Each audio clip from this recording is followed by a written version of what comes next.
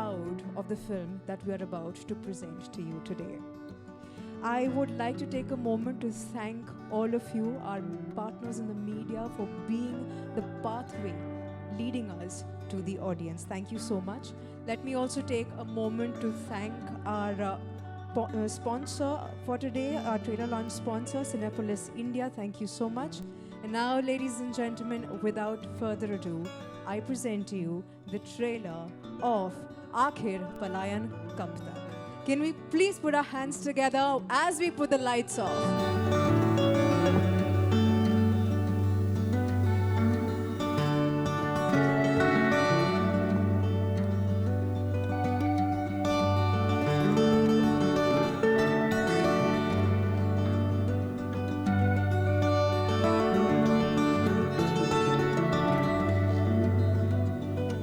सबसे पहले तो thank you so much to all of you.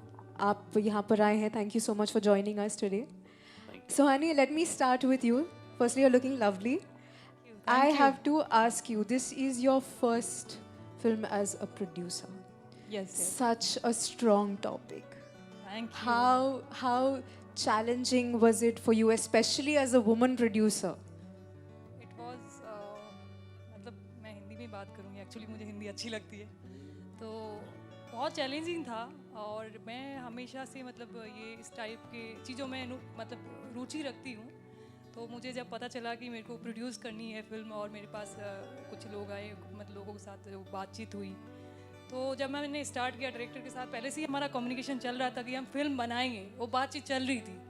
तो फिल्म ऐसे ही बनाएंगे ये नहीं पता था, बट जब ये लगा कि मेरे को कि क्या फिल्म बनानी चाहिए जो एक मैसेज आए, जो हम लोगों तक पहुंचाए और लोगों के लिए कुछ कर सके. मैं हमेशा अभी भी मैं अब चाहती हूँ, आगे भी लाइफ भगवान मुझे ऐसा इतना कुछ दें कि मैं लोगों के लिए कुछ कर पाऊँ जो हेल्पलेस है. तो इसीलिए मेरे अंदर थॉट आया, मैंने शेयर किया इनके साथ. ये भी हमारी ट्यूनिंग बहुत अच्छी मिलती है इनके साथ, अंडरस्टैंडिंग बहुत अच्छी थी. तो हमने स्टार्ट किया. बाकी ये बताएंगे आगे स्टोरी के बारे में सारी चीज़ें. जी बिल्कुल. मुकुंद, मुझसे आपसे पूछना है कि इतना बोल्ड टॉपिक आपने राइट भी किया है, डायरेक्ट भी किया है, कैसा था प्रोसेस आपके लिए? बोल्ड टॉपिक क्यों है? ये तो मतलब आप एक चीज़ समझिए ना कि जो फिल्में होती है वो हमारा जो समाज है उसका आईना होती है. तो टॉपिक कुछ बोल्ड नहीं होता, और बोल्ड कुछ नहीं है. ये एक्चुअली हमारी सोसाइटी में हो रहा है. कोई ज़रूरी थोड़ी है कि हम लोग एक हीरो और हीरोइन को नाचते हुए दिखाएं. एक मीनिंगफुल फिल्म भी तो बन सकती है. तो अब आप एक चीज़ समझिए कि हम लोग अगर जिन लोगों को पता है चीज़ें, अगर वो हम लोगों को नहीं बताएंगे तो लोगों को पता कैसे चलेगा कि उनके साथ क्या गलत हो रहा है, होता आ रहा है, या क्या सही हो रहा है. कोई ज़रूरी है नेगेटिव बातों पे फिल्म बने. ये हमने अवेयरनेस के लिए फिल्म बनाई है, तो अवेयरनेस लोगों को किसी तरीके से तो पता लगे. तो ये इसीलिए हम लोगों ने डिसाइड किया कि लोगों को, हमारा मोटिव यही रहना चाहिए मेरे हिसाब से फिल्मों का, कि हम लोगों को एक मैसेज तो दें, पता तो लगे लोगों को चल क्या रहा है दुनिया में. तो इट्स नॉट बोल्ड, ये समाज है. Fair enough. Truthful subject change कर या सच्चा सब्जेक्ट. अच्छा, अब मैं हमारे तीनों एक्टर्स से ये पूछना चाहूँगी कि आपका एक्सपीरियंस कैसा था इस प्रोजेक्ट से जुड़कर. आप तीनों अगर आप कुछ कहना चाहेंगे प्लीज़. हाँ जी, एक्सपीरियंस बहुत अच्छा था, और बहुत चैलेंजेस आए, और शूट के दौरान भी और उसके बाद भी. मुझे लगता है कि हमने इन्जॉय किया, क्योंकि सब्जेक्ट बहुत मैसेजफुल है, और मुझे लगता है समाज में ऐसे सब्जेक्ट की ज़रूरत थी. और एक्ट करके मेरा तो डेब्यू है, और काफ़ी सालें लगी यहाँ तक पहुँचने में, और इट्स गुड. मुझे खुशी है कि मैं ऐसे सब्जेक्ट के साथ बॉलीवुड में एंट्री कर रहा हूँ. धमाकेदार शुरुआत कर रहे हैं आप. जी जी जी जी. Yes sir, please.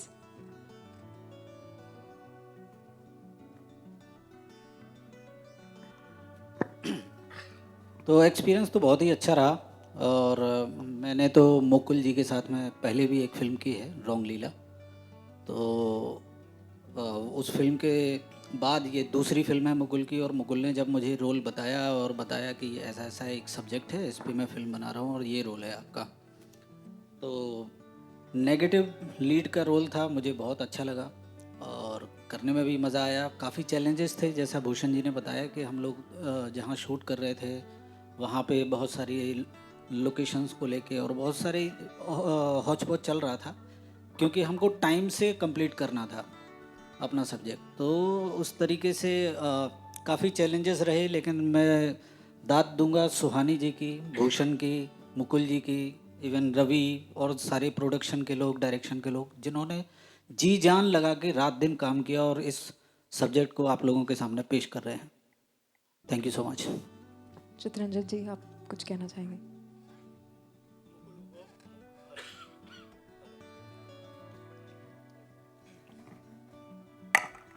हेलो। हाँ, मुकुल को मैं भी पहले से जानता हूँ और मुझे पता था कि ये कुछ भी करेंगे बहुत अच्छा करेंगे। सो फर्जी के बाद मैं भी ढूंढ रहा था कि कुछ ठीक ठाक सा काम मिले तभी मैं करूँ, कि मैं कुछ भी करना ऐसे मैं करता नहीं एज एन एक्टर। तो एक दिन भाई साहब आ गए मेरे पास और उन्होंने ये सब्जेक्ट के बारे में बताया। तो मैंने कहा काफ़ी डेप्थ है, गहरापन है आपके बताने में भी और आपकी सोच में भी, तो चलते हैं साथ में। मैं लेंथ बड़ा ढूंढ रहा था कि कैरेक्टर कोई बड़ा मिले मुझे, लेकिन लेंथ कम हो के भी ये इतनी बड़ी बात कह रहा है फिल्म में। और जैसे आपने सुना कि गलत को गलत नहीं कहोगे तो जो ना समझ है वो उसी को सही समझ लेंगे।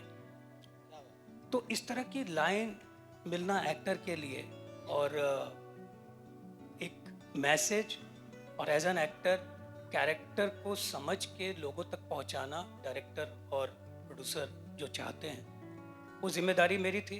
तो जहाँ तक हो सका मैंने करने की कोशिश की है। बाकी तो फिल्म देखिए, 16 तारीख को है। धन्यवाद। Thank you so much. मेरा आपसे फाइनल सवाल, जिसके पहले कि मैं मीडिया को ओपन करूँ, ये है कि आप क्या चाहेंगे कि ऑडियंसेस ये फिल्म से क्या वापस लेकर घर जाए? क्या थॉट? देखिए,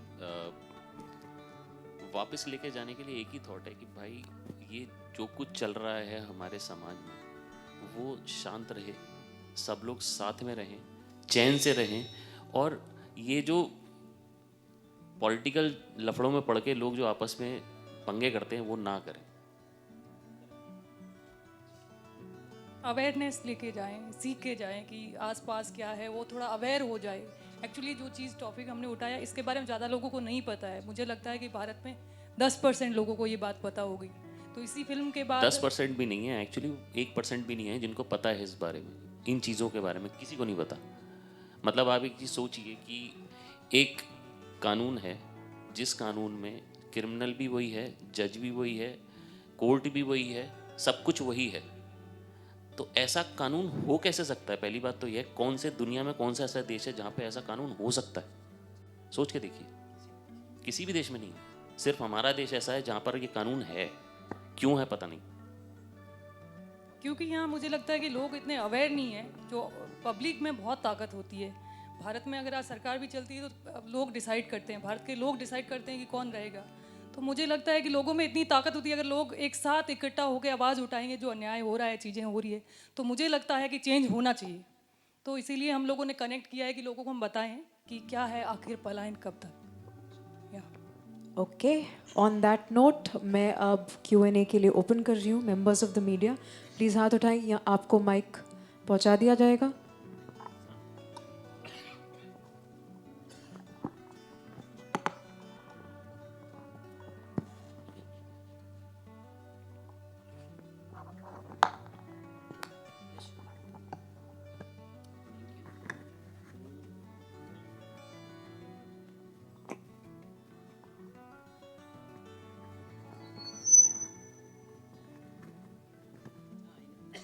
Hi, this is Mayur here from Beyond Bollywood.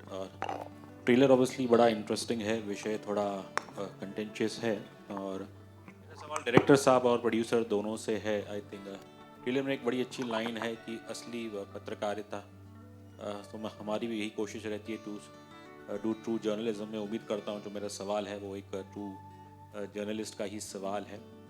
और ये विषय ऐसा है कि आई थिंक इसे सामान्य भाषा में कहे तो लैंड ग्रैब कहे, बट इसके साथ किसी कम्युनिटी को जोड़ देना वो कितना रिस्क रहता है?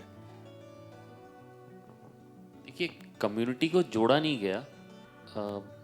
अगर आप कम्युनिटी को जोड़ने की बात कहोगे तो जिस कम्युनिटी के लिए बनाया गया है उसका लैंड क्या ग्रैब नहीं हो रहा? सोच के देखिए आप, अगर वो जो कानून है उसके लोग ये बोल दें कि ये शहर का ये पार्ट हमारा है तो वो उनका हो गया। डजेंट मैटर वो किसी पर्टिकुलर कम्युनिटी का है या नहीं है, वो उनका हो गया। आप कोर्ट में भी नहीं जा सकते। तो किसी कम्युनिटी को जोड़ देना वो आप गलत कह रहे हो। उस कम्युनिटी के लिए बना है तो ऑब्वियसली उस कम्युनिटी के लिए नाम तो आएगा, आप क्या कर सकते हैं। ये लोगों की आवाज़ है, लोगों की बात है। ये कम्युनिटी की कोई ऐसी बात नहीं है। जो गलत है वो सही है, उसकी बात है ये। हम लोग बिलीव करते हैं कि जो गलत है वो गलत है और सही है वो सही है। हमने फिल्म में भी वही दिखाया है। मेरा एक दूसरा और आखिरी सवाल ये है, जो ऑब्वियसली मैंने खुद मेरे लाइफ में all these years living in Mumbai जो देखा है, ये रियलिटी भी है कि बॉम्बे के ऐसे कई इलाके हैं जहाँ पे सोसाइटीज़ में पर्टिकुलर कम्युनिटीज़ या उन्हें अलाउ नहीं करते हैं। तो आई थिंक ये भी शायद बिकॉज ट्रेलर में बड़ा खूबसूरत कहा है कि जो गलत है उसे गलत कहना चाहिए, तो आप इसकी भी निंदा करेंगे? Because Muslims are not allow in many societies in Bombay. Sir देखिए, मैं किसी कम्युनिटी का नाम नहीं लूँगा, बट आप हर शहर में दो पार्ट बने हुए हैं।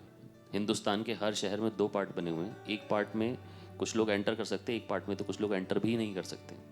तो ये जो डिवाइड है ये क्यों है? कौन इंस्टिगेट करता है इस डिवाइड को? तो ये डिवाइड है, एग्जिस्ट करता है। और सर ये कौन से शहर में बेस्ड है?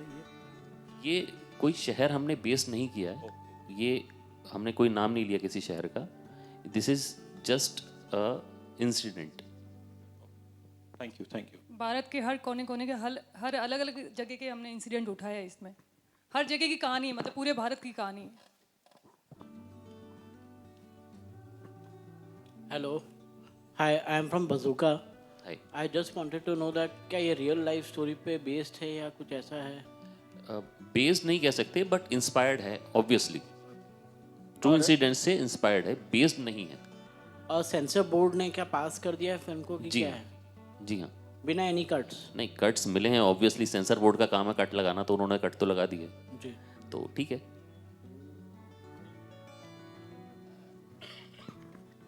सुहानी, आपसे पूछना चाहूँगा हियर, आपको मेरी आवाज़ सुनाई दे रही है? उतना काफ़ी है। If you can hear me out. या आई कैन हियर यू। मेरा सवाल आपसे है कि ये बहुत बहुत सेंसिटिव मुद्दा है, और जैसे टीज़र जब फिल्म का आया था तो उसमें ही कहीं बताया गया था, जब मैं 1500 पुराने मंदिर की बात करता हूँ उस पे लेके अभी तक विवाद चल रहा है, और डिस्कशन इज गोइंग ऑन। और द मोस्ट चैलेंजिंग पार्ट जब आप इस तरह की फिल्म को लेके आते हैं, ये मुझे कहीं केरला स्टोरी की भी याद दिलाता है कि केरला स्टोरी के माध्यम से, या मैं कश्मीर फाइल की बात करूँ तो एक मुद्दा उठाया गया था और बहुत इंपॉर्टेंट और सेंसिटिव मुद्दा था। जब आपने इस पे काम करना चालू किया, व्हाट वाज योर थॉट, क्यों ज़रूरी है ये फिल्म? जैसे मैंने पहले भी बताया था, ज़रूरी क्यों है। ज़रूरी क्योंकि मैं बहुत लोगों से ऐसे कनेक्ट करती हूँ। एक बार मेरा इंसिडेंट हुआ था, मैं अगर जा रही थी पुणे, तो मेरा ड्राइवर था जो बैठा था। ऐसे ही हमने डिस्कशन में कई बार ऐसे कुछ अच्छा लगता तो बातचीत कर लेती हूँ। तो वहाँ से मेरे को वो थॉट बहुत मन में लगा। उसने मुझे बताया कि जोगेश्वरी का कोई इंसिडेंट हुआ है, कि ऐसा ऐसा हमारे साथ हुआ, सारे लोग यहाँ से चले गए हैं और मैं बहुत बुरी हालत है, और अब हम परिवार है, हम भी बेच के जाने वाले, एक लास्ट बचे हैं। तो वहाँ से मेरे को बहुत कनेक्ट किया। वो बहुत डीपली बता रहा था। उसका भाई का मर्डर भी हो गया। उसने बताया मेरा भाई का कि उन्होंने मर्डर कर दिया है और हमारी बहन बेटियों को छेड़ा भी है। तो इस तरीके से हमें इस तरीके से परेशान किया। वो आम था, उनको नहीं पता था कि मैं फिल्म बना रही हूँ। मैं कुछ भी नहीं आइडिया था। मैंने ऐसे ही पूछ रहे थे, हम रैंडम पॉलिटिकल बातें मैं करती रहती हूँ कई बार। तो वो बातें करते करते उसने ऐसी चीज़ें मुझे बताई, तो मुझे लगा कि यार ये कितनी बड़ी समस्या है। मतलब इस तरीके से घटना हो रही है भारत में, क्यों हो रही है? तो मतलब दुख होता है। ऐसे बहुत और भी हुई है इन बिटवीन। अब मैंने बहुत सारी चीज़ें देखी है। आप दिल्ली के दंगे देख लो, तो उससे मैं बहुत कनेक्ट करती हूँ और मैं बहुत डीपली नॉलेज रखती हूँ इसमें। तो इसीलिए हमने थॉट है कि हम इस पे पिक्चर बनाते हैं। और मैंने डिस्कशन बहुत, हमने इस पे बहुत स्टडी की, बहुत रिसर्च किया। देन हम लोग इस मुद्दे पे पहुँचे कि हम लोग इससे पे ही फिल्म बनाएंगे ताकि अवेयरनेस आए। चित्रंजन सर, आपसे सवाल है मेरा। It's okay, as well you can hear me out. Farzi जैसी फिल्म और ना जाने कितनी अनगिनत किरदार जो आपने निभाए हैं। आप भले से दुनिया भर की स्टार कास्ट हो या मैं कहूँगा ए लिस्टर हो, आप अपनी मौजूदगी बड़ी शिद्दत से महसूस कराते हैं ऑडियंस को। ये अपने आप में एक बहुत सेंसिटिव मुद्दा है, और आप अगर ट्रेलर देखें या टीज़र देखें तो आपको कहीं एहसास होगा कि एक स्पेसिफिक सोसाइटी की बात करी जा रही है या लोगों की बात करी जा रही है। हालांकि डॉक्टर साहब ने जस्टिफाई किया कि सिर्फ ऐसा तो नहीं है कि एक्स के होते हैं और वाई के नहीं होते हैं। आपके लिए क्या चैलेंजिंग था? और जैसे आपने कहा कि आप बड़ी चुनिंदा फिल्में करते हैं, what is the one thing which make you become a part of this project? क्योंकि सब्जेक्ट वाकई में बहुत सेंसिटिव है और बहुत इंपॉर्टेंट मुद्दा है जो एड्रेस होना चाहिए। नहीं, जैसा मैंने पहले भी कहा कि मैं चरित्र देखता हूँ कि मेरा कैरेक्टर क्या है और वो उसकी गहराई क्या है और फिल्म में वो कहाँ एग्जिस्ट करता है और कौन डायरेक्ट कर रहा है। तो ये सब मुझे जब भी आप मेरा काम देखेंगे तो मैं बहुत मेहनत करता हूँ चरित्र के ऊपर कि इसकी गहराई और इसके मर्म को कैसे पकड़ा जाए। तो बेसिकली इस कैरेक्टर के जो मर्म को पकड़ने की जो मैंने कोशिश की, उसमें मुझे ये लगा कि ये चरित्र मुझे करना चाहिए, और इन्होंने पूरी कहानी मुझे सुनाई। तो कुछ जगह ऐसा था कि मुझे लगा कि यहाँ स्ट्रगल हो रहा है कि मैं इस बात को कैसे सामने रखूं जिससे ये बात उस आदमी या जो व्यक्ति है वो ईमानदारी से कह रहा है। तो मैंने उस ईमानदारी को पकड़ने की कोशिश की। जब आप कैरेक्टर देखेंगे वो बहुत सच्चा आदमी है, वो ऐसे करप्ट या इस तरह का कुछ नहीं है। तो वो कहीं ना कहीं एक अंदर मेरे भी रहता है कि करप्शन से बचा जाए, चाहे कैरेक्टर करते समय हो चाहे लाइफ में हो। तो वो कहीं ना कहीं वो मिल गया उस जगह पे, इसलिए मैंने ये किरदार किया। होप आपके सवाल का जवाब मैंने ठीक से दिया। हेलो, मेरा नाम सूर्य है, बॉलीवुड क्रेजी से। मेरा सवाल है एक्टर और डायरेक्टर दोनों से।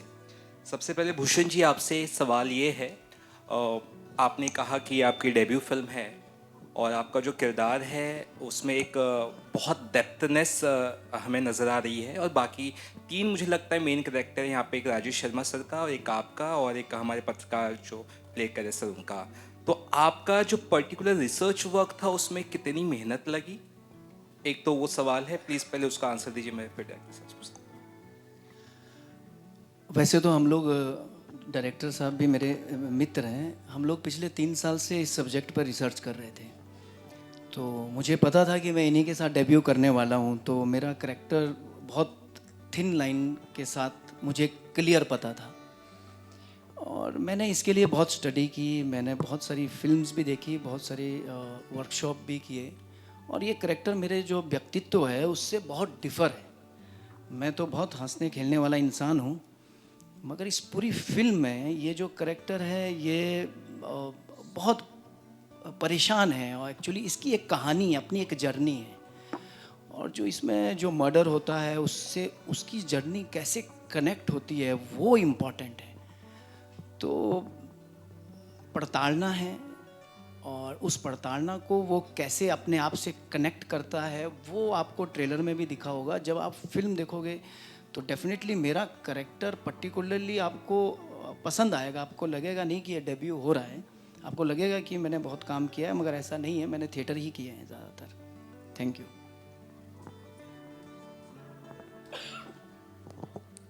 Can I have the mic sent, please?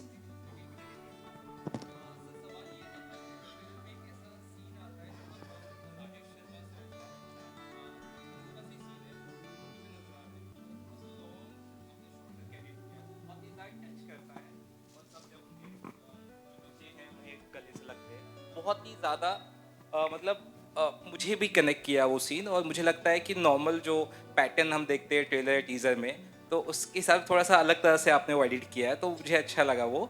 और एक और चीज़ जानना चाहूँगा आपसे, इस तरह के सब्जेक्ट को जब आप चुनते हो तो सी बात है, आलोचनाएं बहुत होती है, लोग काफ़ी कुछ इसके बारे में कहते हैं, तो कंट्रोवर्सीज का हिस्सा जो आप ऑलमोस्ट हो ही जाएंगे अब, उसके लिए कितना तैयार है आप, ये मैं जानना चाहूँगा। देखिए, हमने तो फिल्म बनाई है, कंट्रोवर्सी करने वाले कंट्रोवर्सी कर रहे हैं। हमने तो फिल्म बनाई है एक अवेयरनेस के लिए। अब अगर कोई उस पर कंट्रोवर्सी करता है तो उसमें हम क्या कर सकते हैं? हमने कोई कंट्रोवर्सी नहीं की है। हम सेंसर ने फिल्म में टोटल 20 कट्स मारे हैं, एक एक शब्द कटवा दिया उन्होंने, हमने वो शब्द भी काट दिए, हमें कोई प्रॉब्लम नहीं है। उसके बाद भी अगर कंट्रोवर्सी होती है, अगर समाज को एक आईना दिखाने में कंट्रोवर्सी होती है, तो वो कंट्रोवर्सी हमने नहीं की ना, हम कोई प्रोपेगेंडा, हम कंट्रोवर्सी प्रोपेगेट कर रहे हैं। एक तो आता है भाई टीम लगी हुई है पूरी कंट्रोवर्सी प्रोपेगेट करने में, हम लोग कोई कंट्रोवर्सी प्रोपेगेट नहीं कर रहे हैं, हम लोग सिर्फ टीज़र आया है, एक ट्रेलर आएगा, उसके बाद फिल्म आएगी, बस that's it. Rajesh sir shooting में बिजी हैं एक्चुअली, वो इसलिए नहीं आ पाए, उनका कंटिन्यूस शूट चल रहा है। हेलो, हाँ सर, सर वो या सर शारिक फ्रॉम बजूका। सर आपसे एक और सवाल है कि सर मतलब आपको लगता है कहीं ना कहीं ये किसी एक पर्टिकुलर कम्युनिटी को इंस्टिगेट कर रही हैं ये फिल्म? आप जब फिल्म देखेंगे ना, तो उसमें जैसे नॉर्मली आप फिल्म में देखते हैं तो एक पर्टिकुलर कम्युनिटी को आप एक ईविल दिखा देते हैं। आप जब फिल्म देखेंगे तो आपको समझ में आएगा कि वो ईविल कुछ लोग ही होते हैं और वो हर सोसाइटी में होते हैं, तो वो कुछ लोग ही ईविल है। हमारी आप फिल्म देखोगे तो उसमें समझ में आ जाएगा आपको क्लियर कि कुछ लोग ईविल हैं और कुछ लोग अच्छे हैं। लेकिन एक आपको तथ्य बताता हूँ, जर्मनी में जब नाजी रूल स्टार्ट हुआ था तो नाजी जो थे वो टोटल 10 से 15% थे, लेकिन उन्होंने इतना बुरा हाल मचाया पूरे वर्ल्ड में कि कम से कम 50 लाख लोगों को मार दिया, क्योंकि वो लोग पावर में थे। ऐसे लोग अगर पावर में आते हैं तो वो तबाही मचाते हैं, सिर्फ इतना बताया गया फिल्म में। सर आपको लगता है कहीं ना कहीं ये पॉलिटिकल मतलब कि पॉलिटिक्स इस पे भी होगी ये फिल्म के ऊपर भी, आपको लगता है कहीं ना कहीं? अब वो पॉलिटिक्स वाले पॉलिटिक्स देखेंगे, हम तो कुछ नहीं कर सकते ना उसमें। जस्ट वन फाइनल क्वेश्चन एक मुझे अभी ध्यान में आया, एंड मैं सिर्फ भारत की बात नहीं करूंगा लेकिन विश्व भर में देखे जहां ऑब्वियसली कॉन्फ्लिक्ट होती है, एथनिक कॉन्फ्लिक्ट्स, और although obviously we celebrate the cultural diversity of our country, but कहीं ना कहीं आई थिंक हम अपने इंडिविजुअल आइडेंटिटीज़ में like we are living isolated lives. क्या यही कारण है दुनिया भर में एथनिक क्लैशेस होते हैं?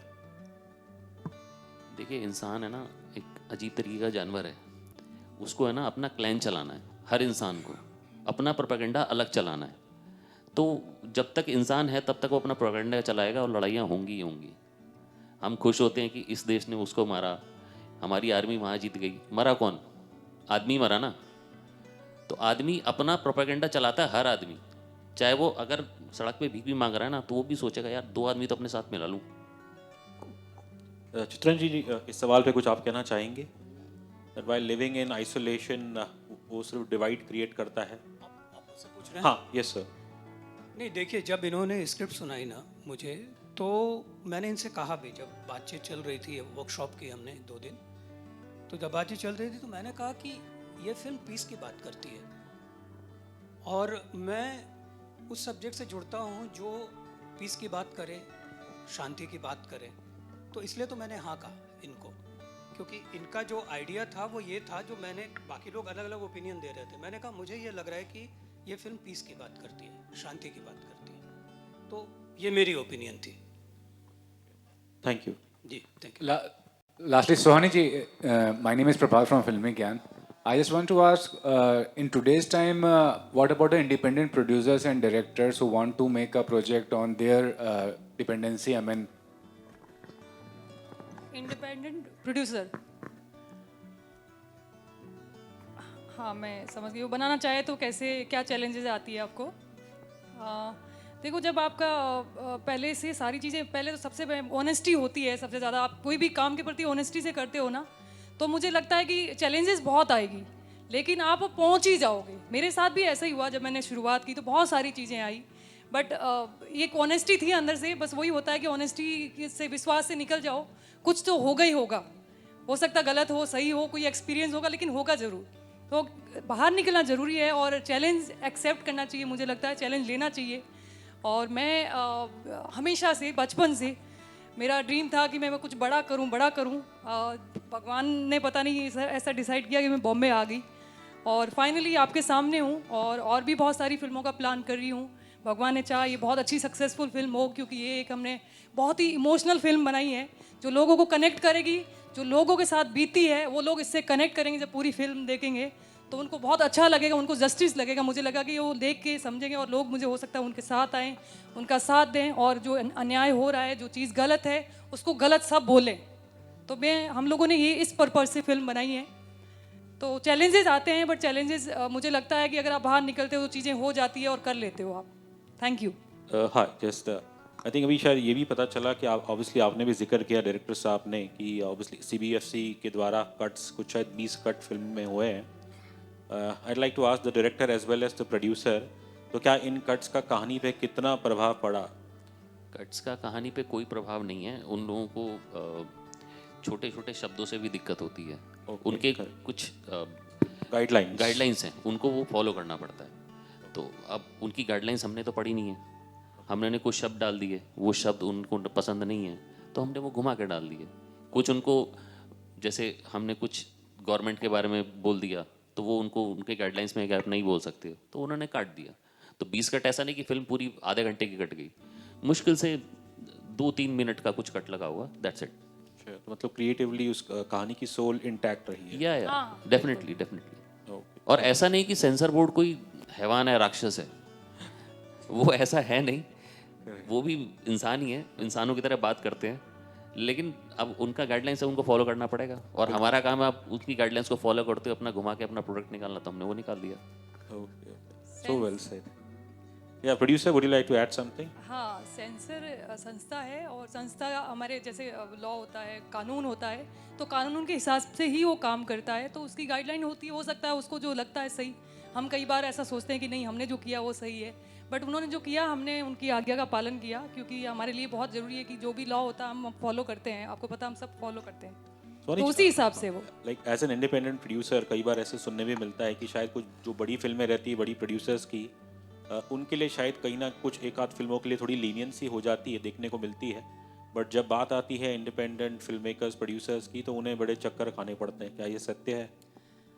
हाँ, थोड़ा चक्कर तो खाने पड़ते हैं, रिक्वेस्ट करनी पड़ती है, क्योंकि एकदम से आपको कोई जानता ही नहीं है। लोग सोचते हैं किसने क्या बनाया होगा। एक तो देखो, जिसकी ऑलरेडी पहचान है, जो प्रोडक्शन इस्टेब्लिश है, तो उसके बारे में लोग सोचते हैं हाँ इसने बनाया, अच्छा ही बनाया होगा, कुछ ऐसा नहीं किया होगा। बट हम जब जाते हैं तो ऐसा लगता है कि अच्छा नए लोग हैं, पता नहीं क्या बनाया हो। तो पूरी बारीकी से चीज़ों को देखते हैं, लेकिन वो इज्जत करते हैं बहुत रिस्पेक्ट के साथ। ऐसा नहीं है, बात करते हैं और समझते हैं चीज़ों को, और हमें भी वैसे ही कंसीडर करते हैं जैसे बड़े प्रोड्यूसर होते हैं। तो वैसे ही कंसीडर किया मुझे भी, और बहुत मुझे सेंसर ने अच्छा सपोर्ट किया। तो दैट्स इट। मेरा सवाल डायरेक्टर साहब से है। जितेंद्र सर ने कहा कि the film talks about piece and harmony, लेकिन जब आप ट्रेलर देखते हैं तो आपको कुछ और ही समझ में आता है कि कुछ और ही चल रहा है। You know, might be your marketing strategy और समथिंग। और अगर वाकई में इतनी इंपॉर्टेंट फिल्म है मुद्दे के हिसाब से, सब्जेक्ट के हिसाब से, पीस और हार्मनी के हिसाब से, don't you think it has to be tax free from centre और द स्टेट गवर्नमेंट? अब देखिए, जब फिल्म रिलीज होगी ना, तब उसके बाद हम टैक्स फ्री की बात कर सकते हैं। हमें सपोर्ट करने के लिए एज एन इंडिपेंडेंट प्रोड्यूसर सुहानी जी को सपोर्ट करने के लिए बहुत बड़ा सपोर्ट सिस्टम है नहीं। तो जब फिल्म रिलीज होगी, लोग देखेंगे, उसके बाद फिर इसकी टैक्स फ्री की भी 100% लोग बोलेंगे कि इसको टैक्स फ्री कीजिए। ऑलरेडी सोशल मीडिया पर लोगों ने बोलना शुरू कर दिया है। You're saying something. You want to add something? Please. मैं ये ऐड कर रहा हूँ कि आप लोग भी फिल्म देखिए, आप लोग भी ट्रेलर तो देख ही रहे हैं, फिल्म भी देखिए। फिल्म देखेंगे, आपको जो भी छूता है उस फिल्म से, आप लोग अच्छा अच्छा लिखेंगे। आप लोग रिपोर्टर हैं, आप आवाज़ हैं एक अच्छे सिनेमा की, आप आवाज़ हैं। आप आवाज़ बनिए तो टैक्स फ्री क्या, फिर तो कुछ भी हो सकता है। Please change your mic now. There is humming sound coming in. Hello hello. Yeah, please continue. हाँ, तो मैं यही बोल रहा था कि आप लोग भी फिल्म देखिए, आप लोग हमारी आवाज़ बनिए। आपको जो भी फिल्म में छूता है आप लिखिए, आपको जो भी गलत लगता है वो भी लिखिए, कोई दिक्कत नहीं है। और जो अच्छा लगता है प्लीज़ उसको लिखिए, और आप हमारी आवाज़ बनिए। ये फिल्म टैक्स फ्री क्या, मैं तो बोलता हूँ कि वो करोड़ों के क्लब में जाएगी। अच्छा, एक चीज़ और कहना चाहूँगी मैं मीडिया वालों, सब जो जितने भी मीडिया वाले हैं, जो नए प्रोड्यूसर आते हैं ना, तो उनको आप भी सपोर्ट करिए जितना हो सके, क्योंकि जब वो आते हैं उनके लिए भी बहुत चैलेंजिंग रहती है। और मीडिया, स्पेशली मीडिया भी कहीं देखती है कि अच्छा नया प्रोड्यूसर है, तो मैं आपके लिए भी बोलूँगी, आपको ये फिल्म हमने बहुत मेहनत करके बनाई है, बहुत हार्ट टचिंग है। हमने एक रियल मुद्दों को उठा के बनाई है और इसमें बहुत मेहनत की है हमने। मैं चाहती हूँ कि आप लोग पूरा सपोर्ट करें हम लोगों को। तभी लोगों तक बात जाएगी, क्योंकि आपके माध्यम से आप पे लोग विश्वास करते हैं, आपको देखते हैं। तो मुझे लगता है कि आपका बहुत बड़ा रोल होगा इस पिक्चर को हिट करवाने में। Thank you.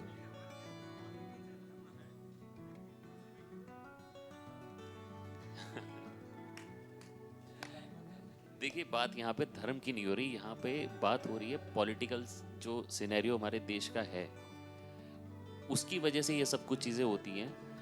बाकी आप देखिए ना, हो क्या रहा है आसपास, जो हो रहा है वो आपको नजर आ जाएगा।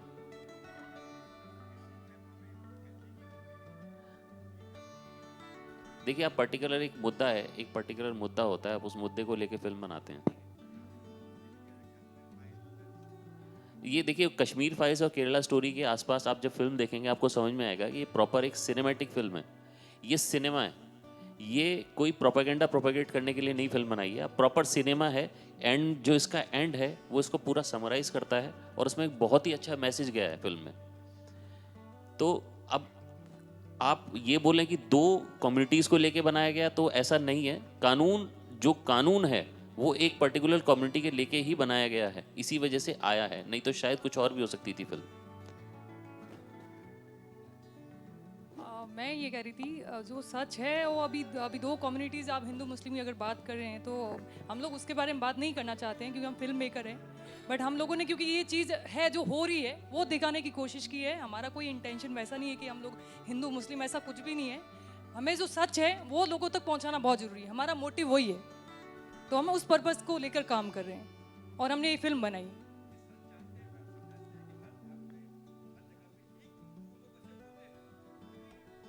तो एक दो लोग ही दिखाए हैं हमने, तो ज्यादातर एक दो लोग, जो उनके पीछे और जितनी भी गैंग है ना, वही दिखाए हैं हमने। आप जब फिल्में देखोगे ना तो एक ही आदमी है जो सब कुछ कर रहा है, वही ये बैठा है यहाँ पे। एक ही है, वो यही कर रहा है, जो कुछ कर रहा है यही है, पकड़ लो इसको भी, यहीं पे इस आदमी को।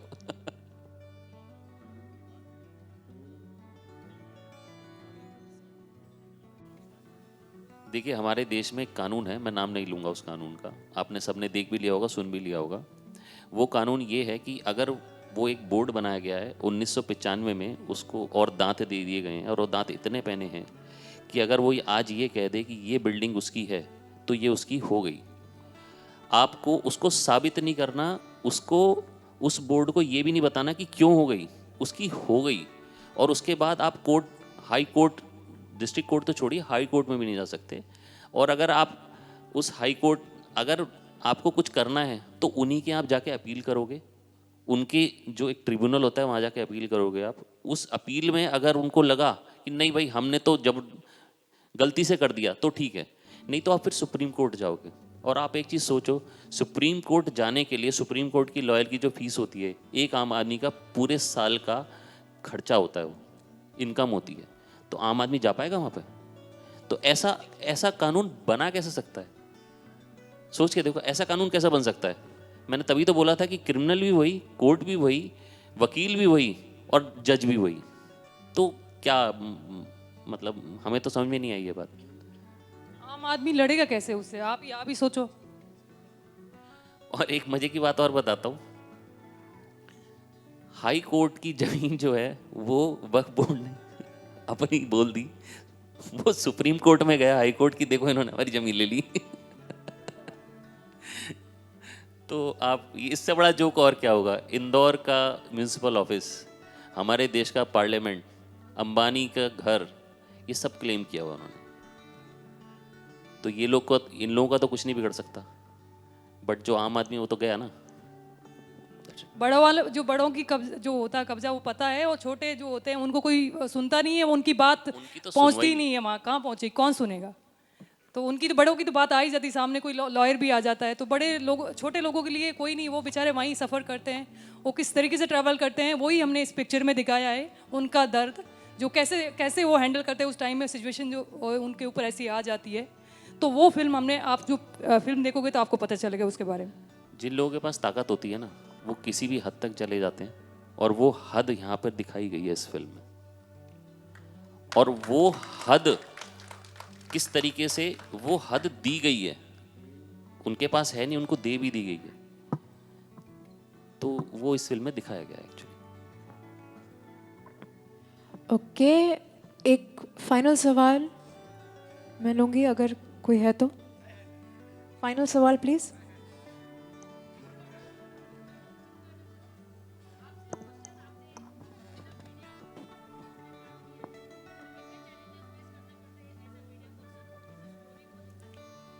हाँ हाँ, ये अभी मैं बता दूंगा तो थोड़ा सा उसका मज़ा चला जाएगा जब आप देखेंगे तो। लेकिन मैंने जो पहले ही कहा ना कि एक सच्चाई जो होती है, ट्रुथ जो आप लोग कहते हैं, क्योंकि मैं आप हूँ इस फिल्म में, तो एक सच जो आप लोग सच के साथ रहते हैं उनके साथ मैं इस फिल्म में रहता हूँ। और मैंने जैसे बताया कि मेरा काम है डायरेक्टर और प्रोड्यूसर जो बात कहना चाह रहे हैं उसका एक माध्यम हूँ मैं, मेरे ज़रिए वो बात कही जा रही है, लेकिन क्रिएशन इनका है। तो ये कैरेक्टर से क्या चाह रहे हैं, जैसे मैं एक एग्जांपल दे रहा हूँ कि मैंने एक कैरेक्टर तैयार किया और मैं थोड़ा अंडर प्ले कर रहा था, इन्होंने कहा नहीं नहीं ये सीन थोड़ा सा ऐसे चाहिए, तो मुझे भी लगा ये मेरे लिए चैलेंज है कि हाँ ये कैरेक्टर इनके माइंड में ऐसा है, तो मैं इसको इस सच्चाई के साथ ही करूँ ताकि वो कहीं से भी, मैंने जैसे पहले भी कहा कि करप्ट ना लगे। और वो ऐसे ही है, आप चरित्र को देखिए, बहुत मुश्किल काम है आप लोग का चरित्र करना, बहुत मुश्किल काम है, बहुत मुश्किल काम है। Thank you, thank you, thank you, thank you so much. इसी के साथ हम Q&A समाप्त करते हैं। मैं रिक्वेस्ट करूंगी सुहानी, इफ़ यू आप कुछ कहना चाहेंगे मीडिया को।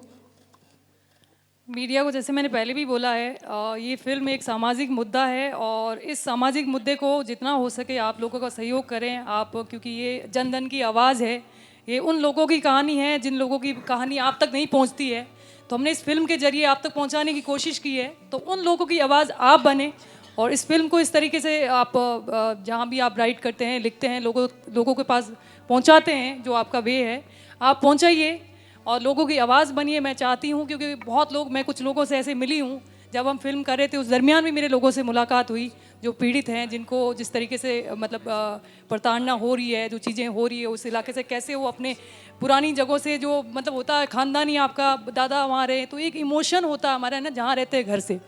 अगर मैं राजस्थान से हूँ, मैं यहाँ रह रही हूँ, लेकिन मेरा दिल वहाँ रहता है, मैं यहाँ काम कर रही हूँ, बट मैं वहाँ जाने के लिए तरसती हूँ कि मैं वापस जाऊँ, क्योंकि मेरा काम है तो इधर रहना पड़ता। तो वो छोड़नी जगह को, उधर मातृभूमि को, जिस जगह आप रहते हो, तो वो बहुत टफ होता है, आप जानते हो ये चीज़ सब। तो मैं चाहती हूँ जन धन की आवाज़ बने और इस फिल्म के जरिए इस फिल्म को प्रमोट करें, ताकि सब लोग जान पाए कि ऐसे भी कुछ लॉ बने हुए हैं जो देश के लिए सही नहीं है, जो लोगों के लिए सही नहीं है। और जैसे आपने अभी किसी ने, मीडिया पर्सन ने पूछा था कि वो रात लास्ट में एक रोते हुए सीन है, वो रोना वही है जो आदमी अपना घर छोड़ने पर मजबूर होता है तो वो रोता है, कितनी बुरी तरीके से रोता है वही दिखाया गया है। जैसे हम जब मैं एक्टिंग भी कर रही हूँ इस फिल्म में, तो मेरे को जब मुकुल जी ने बोला कि आपको रोना है, मैं जब मैं साथ में बहुत सारी जिम्मेदारियाँ चल रही थी उस वक्त, मैं जब शूट कर रही थी, तो वो सीन वो मेरे को पता ही था, मेरे को तो ऐसे ही रोना, क्योंकि मैं इस वो जो ये स्टोरी है ना उससे इतनी कनेक्टेड थी।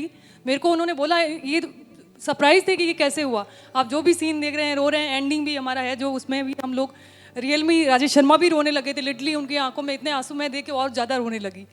तो हमारे लिए वो कि कनेक्शन पूरा बिल्ड किया इन्होंने, स्टोरी की इतनी अच्छी लिखी कि हम लोग, अब आप लोग जब फिल्म देखोगे तो आप सब लोग मीडिया वाले, आपको बहुत अच्छी लगेगी, आप भी कनेक्ट करोगे। तो इस तरीके से हम लोगों ने ये फिल्म बनाई। Thank you so much.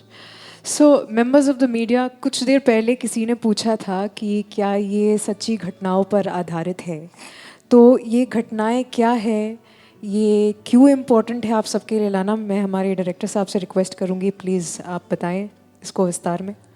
देखिए, जब हमारा टीज़र रिलीज़ हुआ तो 1-2 दिन तो लगता ही है, लेकिन धीरे धीरे हमारे पास सोशल मीडिया पर मैसेज आने शुरू हुए, कुछ लोगों के फ़ोन आए कि ये तो हमारे साथ हो चुका है, ऑलरेडी हो चुका है।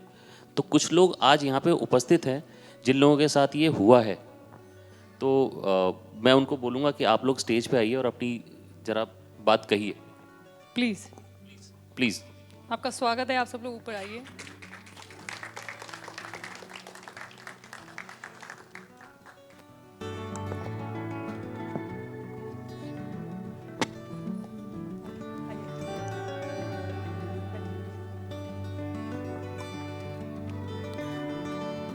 ये लोग सोलापुर से आए हैं, महाराष्ट्र सोलापुर से। जय श्री राम। जय श्री राम। हम सोलापुर महाराष्ट्र से आ गए हैं। ये जो फिल्म है इनका जो नाम है आखिर पलायन कब तक, मैं इनके डायरेक्टर और प्रोड्यूसर को खूब खूब धन्यवाद देता हूँ कि जो ये इन्हें फिल्म बनाई।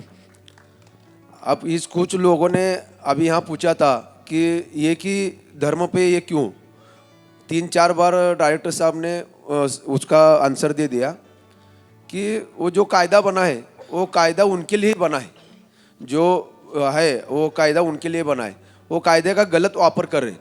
जब अपना भारत स्वतंत्र हो गया था उनके पास खाली 8,000 एकड़ ज़मीन थी, अभी 8 लाख एकड़ ज़मीन आ गई। कहाँ से आ गई, ये पहले बात ये है। अभी हम सोलापुर में परसों मोर्चा निकाला था वक्फ बोर्ड का, वक्फ बोर्ड किसको ही मालूम ही नहीं, मगर सोलापुर की 300 प्रॉपर्टी अभी पूरे धोखे में, 300 प्रॉपर्टी जहाँ से हिंदू लोग पलायन हो रहे। यह ऐसा बेकार कायदा पूरे वर्ल्ड में कहाँ नहीं है, खाली अपने भारत में। अभी हमारे साथ जो लोग आ गए वो जहाँ पे रहते हैं वहाँ पहले कुछ भी नहीं था, खाली 400-300 एकड़ ज़मीन थी, वहाँ भी वो सब वो ज़मीन उन्होंने कागज पत्र बना के हड़प कर दी। वहाँ 40 घर थे हिंदू के, अभी 22 घर रह गए, अभी 2 घर भी निकल रहे। आपको कभी मैं बात कर रहा हूँ पाकिस्तान में हिंदू कैसे रहते हैं वो आपको दिखना है तो पाकिस्तान जाने की कुछ ज़रूरत नहीं है। हमें सोलापुर में आ जाइए, साकरपेट में आपको दिखाया जाएगा कि पाकिस्तान की हिंदू वहाँ कैसे रहते हैं, सब उधर रहते हैं। आप वो साकरपेट में कभी अंदर आ गए तो ये सब पूरी जो फिल्म है वो वही ख़त्म हो जाएगी। वो डायरेक्टर साहब जो आईना दिखा रहे समाज का, मैं तो उनको इतना धन्यवाद देता हूँ कि उनके चरण भी स्पर्श करे तो भी मेरे को अच्छा लगेगा, क्यों भगवान ने इनको भेजा है ये सब समाज की तकलीफ के वास्ते। कि अभी आप बोल रहे कि पॉलिटिकली हिंदू भी रहने दे और मुसलमान भी रहने दे, मगर वो गलती, जो पैसा खाता है वो गलती है। अभी ये वक्फ बोर्ड का अध्यक्ष थे, अभी इनका नाम मेरे को दिमाग में नहीं आ रहा, सोच रहा था मैं, वो खुद हिंदू धर्म स्वीकार कर दिए, वक्फ बोर्ड के जो पूरे भारत के अध्यक्ष। क्यों स्वीकार कर दिए, तो उनको लग रहा था कि गलत है, ये गलत कर रहे, इसलिए उन्हें हिंदू धर्म स्वीकार कर दिया। अब वो सब पूरे हिंदू संस्कृति के रहते हैं, क्यों, तो उनको मालूम है कि क्या चल रहा है, क्या है। अब उनका नाम मेरे को पहले ही बोल दिया कि मेरे को नाम याद नहीं आ रहा, मैं बहुत बार अभी ये नाम याद नहीं करने की कोशिश कर रहा हूँ, मगर नाम नहीं याद रहा। मगर हाँ वसीम रिजवी ने हिंदू धर्म स्वीकार दिया। क्यों कर दिया, तो ये सब गलत है, उनको मालूम है ये गलत चल रहा है। हाँ वो वही बात कर रहा हूँ, वह बोर्ड रहते हो हाय अलग बोल रहे हैं, मगर ये जो गलत चल रहा है हाँ वही गलत चल रहा है, इसलिए वो आ गए। मगर मैं क्या बात बोल रहा हूँ कि ये कायदा है, वो कायदा खत्म होना चाहिए और सबको न्याय समान होना चाहिए। नहीं है, नहीं है, नहीं नहीं है, नहीं है, नहीं नहीं नहीं, समान नहीं है कायदा, नहीं कायदा समान नहीं है। मैं आपको बोल रहा हूँ ना, कायदा समान नहीं है। कायदा समान जो रहता था वक्फ बोर्ड की जगह पे खाली हमारे सोलापुर में 22 जन, अभी वहाँ रहते हैं 100 जन। हिंदू को ही नोटिस आ गई, वो मुस्लिम लोगों को नहीं आई नोटिस। नहीं, कोर्ट जज भी उनका है, वकील भी उनके है, सब ही उनका है, तो कहाँ जाना है। अभी ये जो लोग हैं ये कमाते कितने हैं। अभी इनको समझो संभाजी नगर जाना है, वो बोर्ड पास 2,500 रुपये खर्चा है जाने आने का, एक बार जाने आने का 2,500 रुपये खर्चा है। कहाँ से देंगे ये लोग, इनके पास तो पैसा भी नहीं है, फिर कैसा ये चलेगा। ये कानून खत्म ही होना चाहिए ना।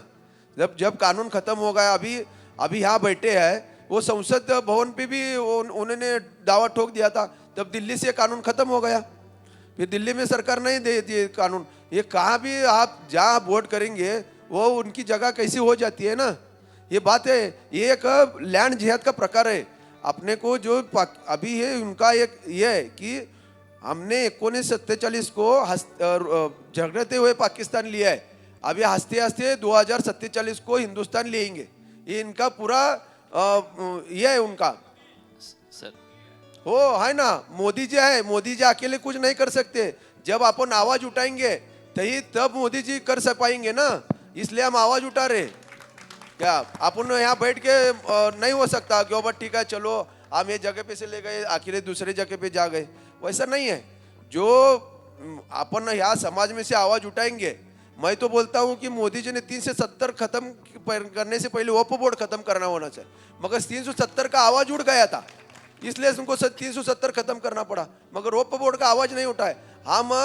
हमको खुद भाग्यवान समझते कि सोलापुर में से हमने आवाज उठाया, सोलापुर में से पहली बार हमने आवाज उठाया, और कम से कम 20,000 लोगों का परसों मोर्चा निकाला था हमने, कि वहाँ नीलेश जी राणे ऐसे अपने राजा सिंह ठाकुर भी आए थे, वो बहुत बड़ा मोर्चा सोलापुर में से पहली बार निकाला गया। अभी उनको दास्ती बैठ गई है, इसलिए वो कल हमारे सोलापुर में उप मुख्यमंत्री अजित पवार आए थे, उनके साथ वो बातचीत कर दे। उन्हें तो और मांगी कि वक्फ बोर्ड का कायदा और घट्ट हो जाए और यहाँ सोलापुर में बड़ा ऑफिस निकाला जाए।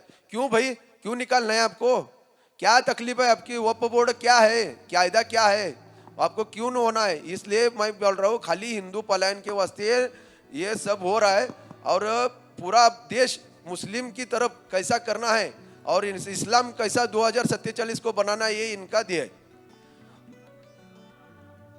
मैं हिंदू महासभा शहर अध्यक्ष सुधीर भैरवाड़े। जय श्री राम। सर, आप अपनी कहानी बताना चाहेंगे, आपके साथ क्या हुआ? हेलो, मैं शोलापुर में रहने वाला हूँ, साकरपेट से।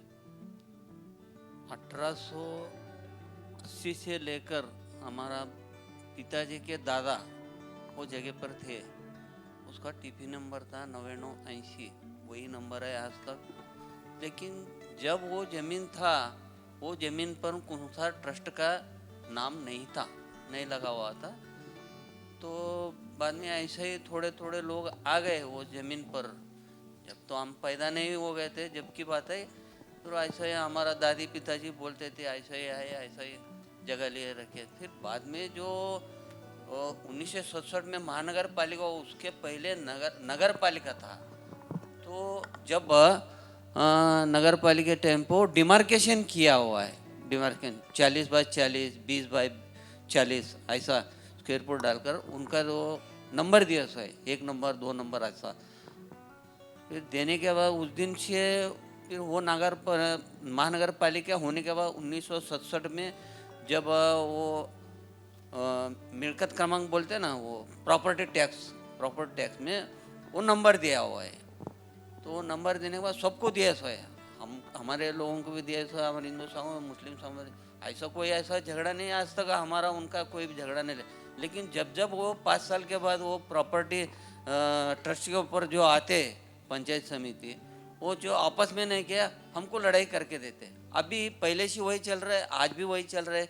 1942 में वही हो गया, 52 में भी उसका निकाल हो गया, और उसके बाद 1982 में उसका भी निकाल हमारे तरफ हो गया, पूरा वंश परंपरा का निकाल हो गया। उसके बाद और मेरे ऊपर और केस दर्ज किए थे उन्होंने, वो 2003 में वो हम आपस में बिठा दिए। पूरे मेरा कोर्ट का मेरे पास नकल लाया हूँ मैं, वो भी होगा। और वापस अभी वक्फ बोर्ड में डाल दिया अभी, कि मतलब ऐसा नहीं है वक्फ बोर्ड में डालने का बहुत बड़ी चीज़ नहीं, लेकिन जाने आने का वो कल का अजित पवार जो आए थे ना, उनके स्टेटमेंट में दिए, वो हमको जाने का आने को तकलीफ होता है, हम गरीब लोग हैं, अल्पसंख्यक है, खर्चा होता है। फिर क्यों भाई दाखिल क्यों करना? तुम्हारा तुम सोच ले रहे ना, हमको भी सोचने दो ना, हमारा भी सोचना। फिर ये सोच में नहीं आया। फिर उस दिन से ये चल रहा है। फिर हम जिलाधिकारी को उनको भी हम लेटर दिए थे, बाबा हमको ये बहुत तकलीफ हो रहा है, पानी का तकलीफ हो रहा है, बाथरूम नहीं है वहाँ, और शौचालय का भी व्यवस्था है, लेकिन वो मना ही करते हो। अभी 3 हफ्ते हो गए, अभी मना ही करते हो। किधर जाने का बोलो? हमारे पास वो गली में बाजू में रहती वो शेजारी हमारे हिंदू समाज के औरत, जरा अपंग हो गई वो औरत, तो वो 2 जने पकड़ के बाथरूम में लेके जाते थे। वो औरत आज बाहर आंगन के सामने वो स्नान करती है, वो उसको भी मना की है। तो अभी वो CCTV कैमरा लगाए सो है, अभी 8 दिन 10 दिन हो गए अभी। तो उनका ये नहीं हो रहा है, उनका छोटे छोटे बच्चों को भड़काव करने का और औरतों को, लेडीज़ को, उनके लेडीज़ लोगों को भड़का देने का। लेकिन वो ट्रस्टी लोग सामने नहीं आते कभी ज़िंदगी में। आज तक तो मेरा 60 साल का उम्र है, तो आज तक मेरे सामने कभी नहीं है वो, ऐसा हो गया। तो दूसरी बात जो है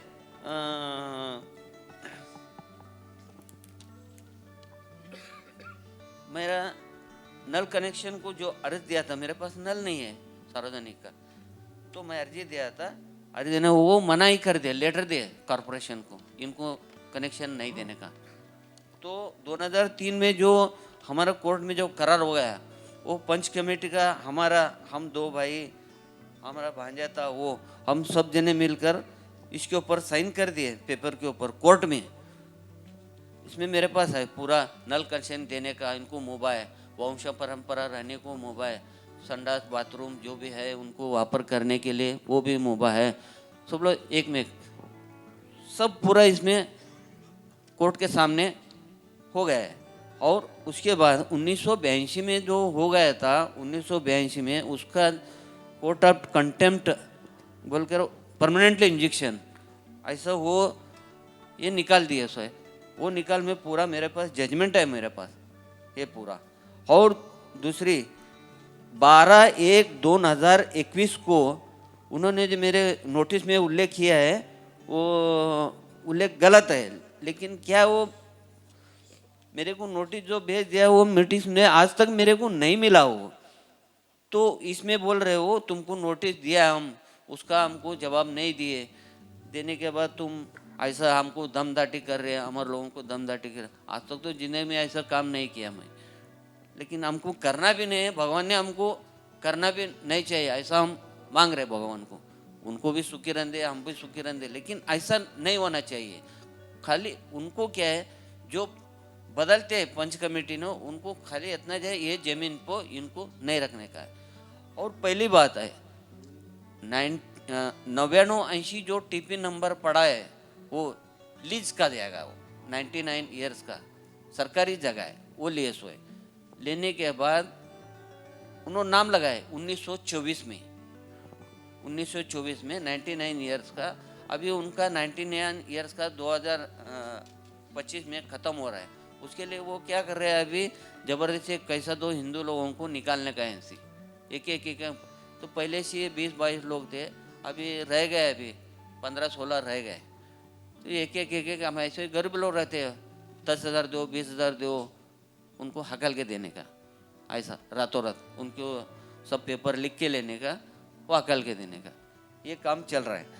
और दूसरा 1924 में जो नाम लगाया हुआ है ताबड़तोब, उन्होंने क्या नहीं 1942 में और नोटिस भेज दिया, उसका भी 52 में निकाल हो गया।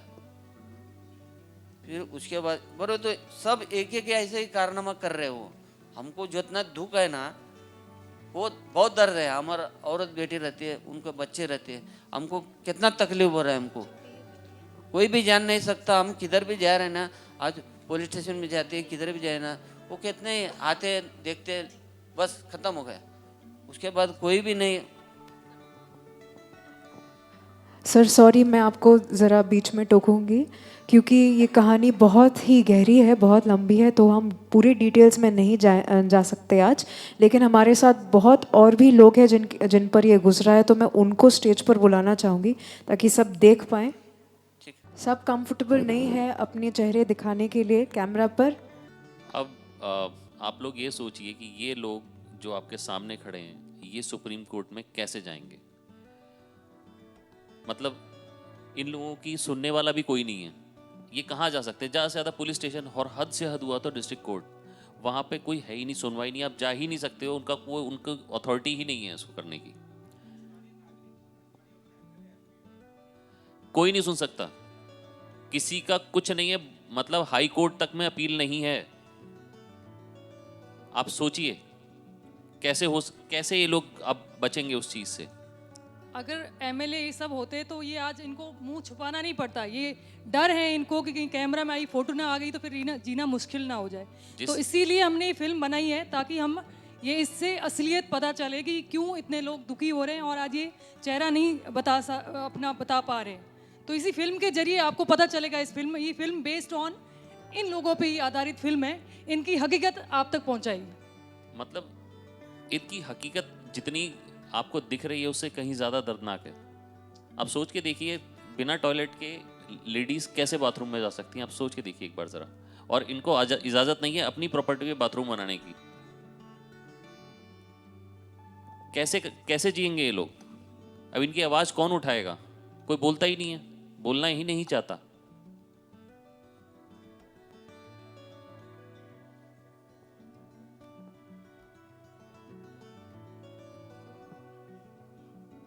बिल्कुल है, आवाज़ उठाने वाला, हर चीज़ के खिलाफ आवाज़ उठती है तभी कुछ होता है।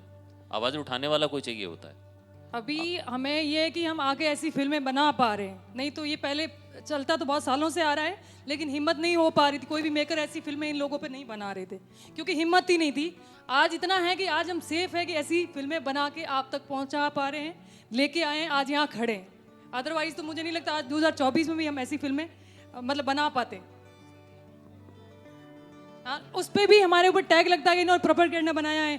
मैं कमेंट देख रही थी, हमारा टीजर बहुत वायरल हो गया है, तो उसके नीचे बहुत लोग, जो जितने भी लोग एक कम्युनिटी मैं कह सकती हूँ लेफ्ट विंग जो है, वो टूट पड़ा हुआ है, मैसेज कर रहे हैं कि इन्होंने कुछ ऐसा बनाया है। क्यों भाई, रियलिटी को दिखाते तो हम ऐसा बनाया है।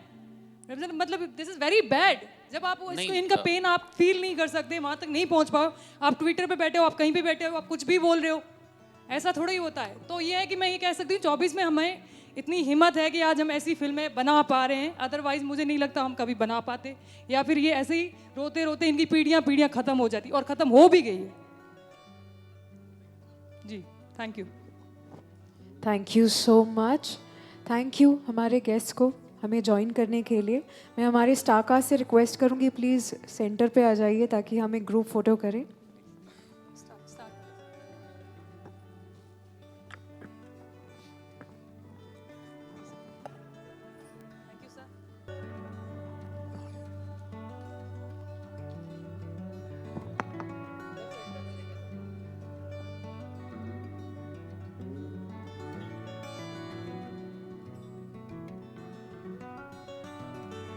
Ladies and gentlemen, our incredible star cast of Aakhir Palayan Kab Tak.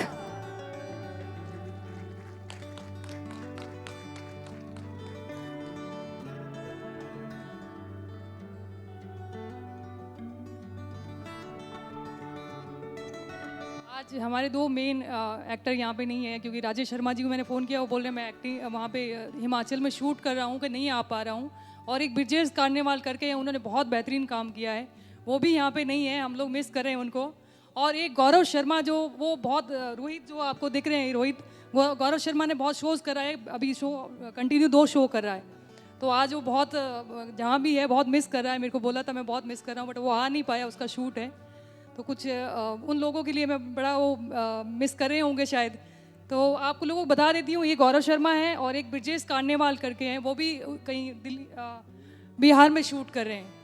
तो बहुत करने वाला, उन्होंने बहुत बेहतरीन काम किया, हर एक्टर ने बहुत अच्छा काम किया, हमारी और टीम जो क्रू है, टेक्नीशियन है, उन्होंने भी ब्रिलियंट काम किया है। तो वो फिल्म सब लोगों ने मिलके बनाई है, बहुत मन से बनाई है। मैं इतनी थैंकफुल हूँ सबकी। हमारे डायरेक्टर तो हमें आधी रात को मैं कॉल करती हूँ उठा लेते हैं, तो तभी ऐसी फिल्म बनती है। हमने बड़ा दिल से शिद्दत से इसको बनाया है, तो मैं चाहती हूँ सब लोगों को जस्टिस मिले, जिस फिल्म के जो हमारा मैसेज है सब तक पहुँचे, तो ये मोटिव से बनाई है। थैंक यू सो मच, आप लोग सब लोग आए इतना अच्छे से, बहुत अच्छा लगा, थैंक यू।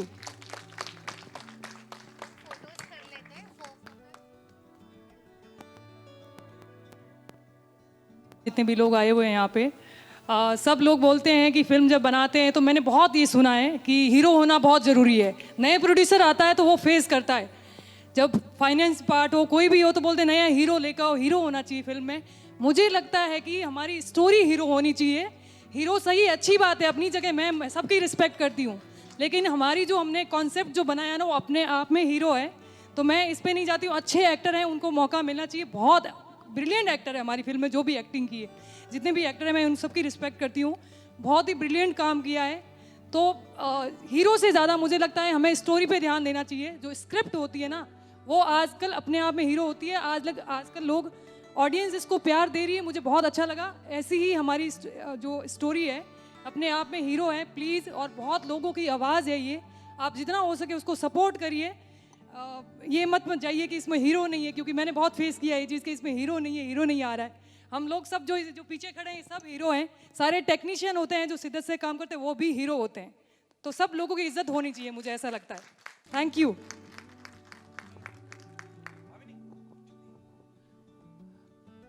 देखिए, अगर आपको हमारी टीज़र छुआ हो या हमारा जो फिल्म का ट्रेलर है वो छुआ हो, हमने जो एक सब्जेक्ट चुना है वो छुआ हो, तो मीडिया से मेरी गुजारिश है कि आप प्लीज़ इस फिल्म को प्रमोट थोड़ा कीजिए, क्योंकि फिल्म में हीरो नहीं है इसका मतलब फिल्म नहीं है, ऐसा हो नहीं सकता। फिल्म होती है, फिल्म में हीरो नहीं है इसका मतलब फिल्म ऐसा नहीं है कि फिल्म नहीं है, फिल्म है। और हमारी फिल्म जो है वो हमारी फिल्म की कहानी हीरो है। Thank you.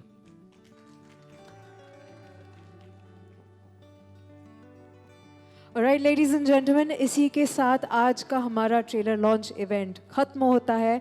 16 Feb 2024 को आखिर पलायन कब तक थिएटर्स में लगने वाला है। प्लीज़ आप देखने ज़रूर जाइए, परिवार के संग जाइए। एंड अब रिफ्रेशमेंट्स बाहर लग चुके हैं, so please join us for that. Thank you once again for joining us today. Thank you. Have a great evening ahead.